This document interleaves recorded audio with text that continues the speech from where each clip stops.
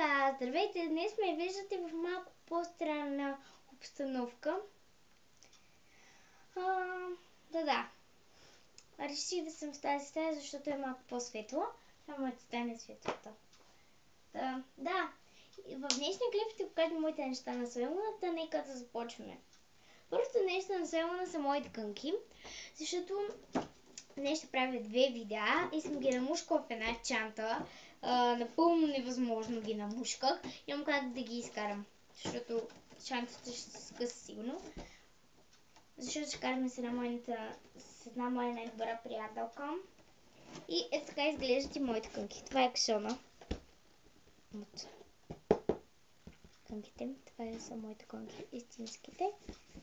И аз имам същите, на видеото ще ги видите.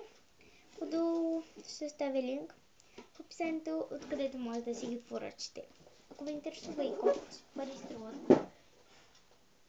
Следващото нещо е този моливник, който е двулице. От тук и от тук. Той е с 3 отделения. Едно голямо и 2 малки.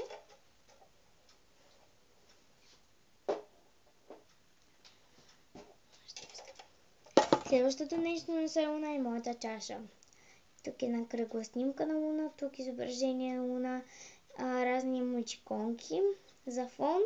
Ето тук има, това е логото на сериала Сойлуна и тук Луна как скача със своите кънки от радост.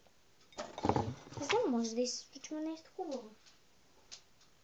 Следващото нещо на Сойлуна е в тази касичка, която е отново с 2 страни и с това с една. Хоп. Да. Тя се качи над, че има и ключ за нея. Имам ето тази подложка за рисуване, за писане, за каквото искате. Може да се използва от тази цветна страна и от тази черно-бяла страна. Това е един парфюм. Беше в комплект с един душ гел в тази кутия, но душ гел го изхабих, защото беше подарен от леля ми малко по-рано от Коледа. За Коледа ми подарък малко по-рано ми го подари, защото аз не можах да издържа.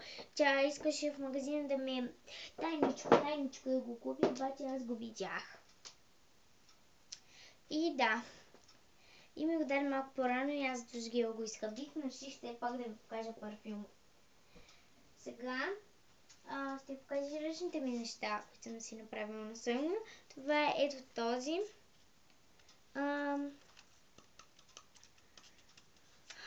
Така, къде се пръскаше под мишниците, как беше?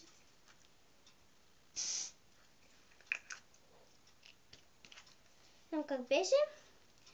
И тук е изображението на Луна и 4 мочконки. Залепила съм един розов картон, за да може да изглежда по-естествено.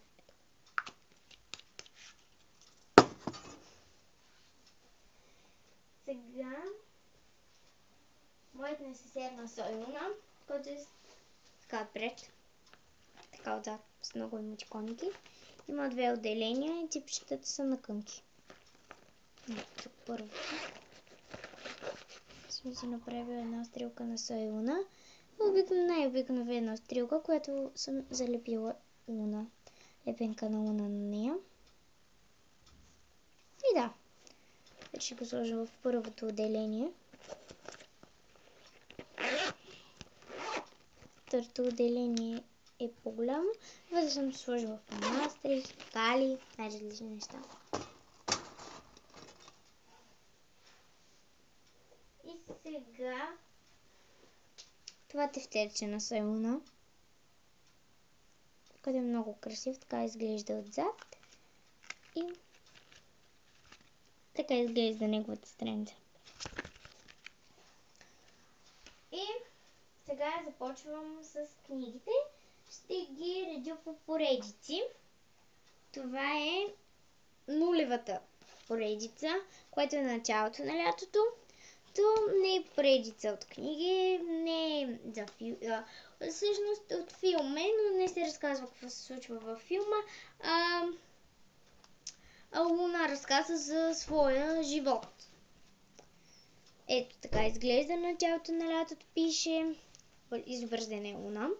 Издат има малко описание за това как се чувства Луна. Лятото е горещо, учебната година тъкмо е приключила за Луна Валенте и други неща. Малко описание за това как се чувства Луна през ваканцията. Години са 10 плюс и струва 6,99. Следващото е най-скъпата книга на Сайуна до момента. Наръчник на ролерскейтера. Тя вътре може да се пише, чете. Първата страница трябва да напишете на кого е. Ето тук. На кого да сложите ваша снимка. Тук са Луна, Амбър, Матео и Симон. Тук се пише. Има и за оцветяване и съвети как да карате кънки, с какви безопасни материали и какви подходящи дрехи са нужни. Следващото е приключението започва. Тя е лилава, отново изобразена Луна. Тук има малко описание, както ви казах и предишна книга. Ето тук за години 10 плюс и цена отново 6,99. Следващата книга е Творенията на Луна.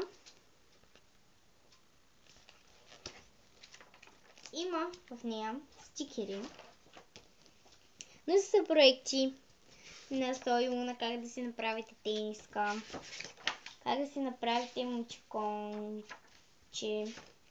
какви цветове тя харесва, какви гривни тя обича.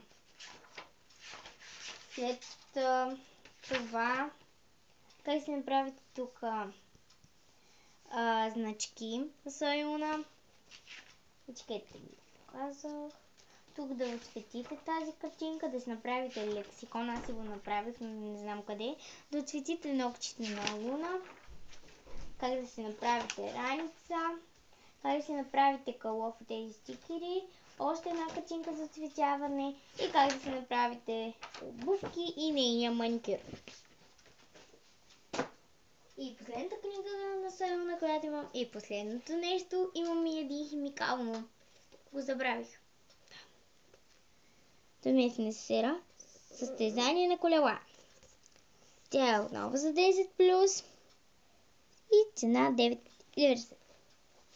Ако ви е харесало това видео, не забравяйте да дадете палчета нагоре, да се абонирате за канала ми и да гледате всичките ми видеа. Натиснете звънчето, за да получавате известие за всяко мое ново видео. И гледайте как ние с моята приятелка караме, защото ще снимам. И ако харесвате Сой Луна, ми напишете долу в коментарите какви неща вие на Сой Луна имате. И чао! Чао!